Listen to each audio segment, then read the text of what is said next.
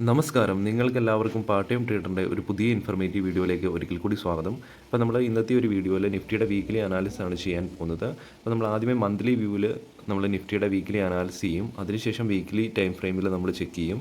നല്ല സപ്പോർട്ട്, നല്ല resistance regions ഒക്കെ നമ്മൾ കണ്ടെത്താൻ പോവുകയാണ്. വീഡിയോ മുഴുവനായിട്ടും കാണുക, കൃത്യമായ ഇൻഫർമേഷൻ ലഭിക്കുന്നതിന് വേണ്ടി. നമുക്ക് മന്ത്ലി വ്യൂവിൽ ഈ ഒരു ക്യാൻഡിൽ, ഇത് സെപ്റ്റംബർ മാസത്തെ ക്യാൻഡിലാണ്. അത് കംപ്ലീറ്റ് ആയിട്ട് ക്ലോസിങ് വന്നിട്ടുണ്ട്. നമുക്ക് ഈ ഒരു ക്യാൻഡിൽ കാണാൻ സാധിക്കുന്നത് ഇതിൻ്റെ പ്രീവിയസ് മന്ത് ക്യാൻഡിലിൻ്റെ ലോയ്ക്ക് താഴെയാണ് ഈ ഒരു ക്യാൻഡിൽ ക്ലോസിങ് തന്നിരിക്കുന്നത്. അപ്പോൾ അതുകൊണ്ട് തന്നെ ഈ ഒരു ക്യാൻഡിലിൽ നമുക്കൊരു നെഗറ്റീവ് സെൻറ്റിമെൻ്റാണ്, ബിയറിഷ് സെൻറ്റിമെൻ്റാണ് കാണാൻ സാധിക്കുന്നത്. അതുപോലെ തന്നെ ഈ താഴേന്ന് വരുന്ന ഈ ഒരു ചെറിയൊരു വിക്ക് ലാസ്റ്റ് ക്ലോസിങ്ങിൽ കുറച്ച് മുകളിലാണ് ഇത് ക്ലോസിങ് വന്നിരിക്കുന്നത്. അത് നമുക്ക് ജസ്റ്റ് ഒരു കൺസിഡർ ചെയ്യാൻ പറ്റുന്ന ഒരു പോസിറ്റീവ്നെസ് മാത്രമാണ്. പക്ഷേ നമുക്ക് ഒരു മന്ത്ലി ബേസിസിൽ ഈ ഒരു ക്യാൻഡിലിൽ നിന്ന്, അതുപോലെ തന്നെ പ്രീവിയസ് ക്യാൻഡിലിൻ്റെ ലോയ്ക്ക് താഴെ ക്ലോസിംഗ് കൂടെ തന്നതുകൊണ്ട് നമുക്കൊരു ബിയറിഷ് സെൻറ്റിമെൻറ്റ് തന്നെയാണ് മന്ത്ലി വ്യൂവിൽ നമുക്ക് കാണാൻ സാധിക്കുന്നത്. ഇനി നമ്മൾ വീക്ക്ലി ടൈം ഫ്രെയിമിലേക്ക് വരികയാണെങ്കിൽ, ഫസ്റ്റ് തന്നെ നമ്മുടെ ഈ ഒരു ട്രെൻഡ് ലൈന് ബ്രേക്ക് ഡൗൺ തന്നിരുന്നു. കഴിഞ്ഞ ആഴ്ചത്തെ ക്യാൻഡിൽ ബ്രേക്ക് ഡൗൺ തന്ന ക്ലോസിങ് തന്നിരുന്നു. അപ്പം അത് തന്നെ ഒരു ബിയറിഷ് മൂവ്മെൻറ്റിന് ഒരു സ്റ്റാർട്ടിംഗ് ആയിട്ട് നമ്മൾ കൺസിഡർ ചെയ്യേണ്ടതായിരുന്നു. അപ്പം അതുപോലെ തന്നെ നമുക്കിവിടെ കാണാൻ സാധിക്കും, ഇപ്പോൾ ലാസ്റ്റ് ക്ലോസിങ് വന്നിരിക്കുന്നത് 17,094 എന്ന പോയിന്റിലാണ്.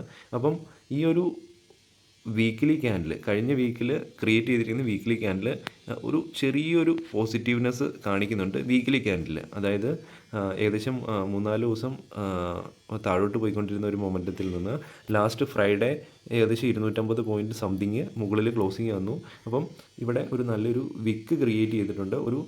അതുകൊണ്ട് തന്നെ ഒരു ബുള്ളിഷ് പുഷ് നമുക്ക് ഇവിടെ കാണാൻ സാധിക്കുന്നുണ്ട് ഈ ഒരു 16,800 റീജിയണിൽ നിന്ന്. അപ്പോൾ നമുക്കറിയാം, നമ്മൾ വീഡിയോസിൻ്റെ അകത്തൊക്കെ നമ്മൾ പലതവണ ഡിസ്കസ് ചെയ്തിട്ടുണ്ട്. ഈ 16,800 എന്ന റീജിയൻ നല്ലൊരു സപ്പോർട്ട് റീജിയൻ ആണ്. നമുക്കിവിടെ കാണാൻ സാധിക്കും, ഇവിടെയും മൾട്ടിപ്പിൾ ടൈംസ് ഈ ഒരു 16,800 റെസിസ്റ്റൻസ് എടുത്തിട്ടുണ്ട്. സപ്പോർട്ടും റെസിസ്റ്റൻസും ഒക്കെ ആയിട്ട് ആക്ട് ചെയ്തിട്ടുള്ള റീജിയനാണ്. അപ്പോൾ ഒരുപക്ഷെ അവിടെ ഒരു സപ്പോർട്ട് എടുത്ത് ഒരു അപ്സൈഡ് മൊമെൻറ്റം തരാനുള്ള പോസിബിലിറ്റിയും ഉണ്ട്. അപ്പം ഈ ഒരു 16,800 എന്ന റീജിയൻ വളരെ ഇമ്പോർട്ടൻ്റ് ആണ്. അതുപോലെ തന്നെ നമുക്ക് ഇവിടെ നിന്ന് ഒരു അപ്സൈഡ് മൊമെൻറ്റം ഒരുപക്ഷെ ഉണ്ടായേക്കാം. അത് വലിയ അപ്സൈഡ് മൊമെൻറ്റം ആകാൻ ഒരുപക്ഷെ ഉണ്ടാവുമോ ഇല്ലയോ എന്ന് നമ്മൾ മുമ്പോട്ടുള്ള വീക്ക്ലി ക്യാൻഡിലിൻ്റെ ക്ലോസിങ്ങിൽ ബേസിസിൽ നമ്മൾ പഠിക്കേണ്ടതായിട്ടുണ്ട്.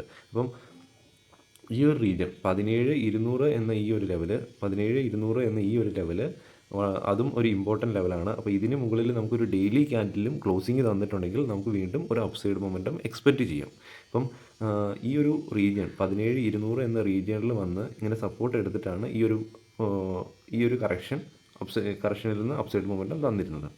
അതുപോലെ തന്നെ നമുക്ക് അപ്പോൾ 17,200 എന്ന ലെവലിന് മുകളിൽ ഈ പ്രൈസ് 1 ഡേയിലാണെങ്കിലും ക്ലോസിങ് വന്നിട്ടുണ്ടെങ്കിൽ പിന്നെ ഒരു ചെറിയൊരു അപ്സൈഡ് മൊമെൻറ്റം നമ്മൾ എക്സ്പെക്റ്റ് ചെയ്യാം.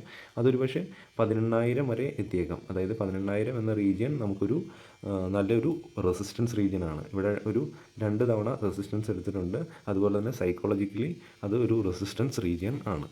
അപ്പം അതുപോലെ തന്നെ ഒരുപക്ഷെ ഇവിടെ നിന്നൊരു ചെറിയൊരു അപ്സൈഡ് മൊമെൻറ്റം തന്ന് വീണ്ടും താഴോട്ട് പോരാനുള്ള പോസിബിലിറ്റിയും ഉണ്ട്. അപ്പോൾ താഴോട്ടാണ് പോരുന്നതെങ്കിൽ ഈ 16,800 എന്ന റീജിയൻ വളരെ ഇമ്പോർട്ടൻ്റ് ആണ്. 16,800 താഴെ ഇനി 1 ഡേയിലാണെങ്കിലും ക്ലോസിങ് വന്നിട്ടുണ്ടെങ്കിൽ വീണ്ടും താഴോട്ടുള്ള ലെവൽസ് നമ്മൾ എക്സ്പെക്റ്റ് ചെയ്യണം. അത് 16,400 റീജിയനാണ് പിന്നീടുള്ള ലെവൽസ്. അപ്പോൾ 16,400 റീജിയനിൽ നമുക്കിവിടെ കാണാൻ സാധിക്കും, ഇവിടെ നിന്ന് വന്ന മൊമെൻറ്റം 16,400 ടച്ച് ചെയ്തിട്ടാണ് ഒരു അപ്സൈഡ് മൊമെൻറ്റം തന്നത്.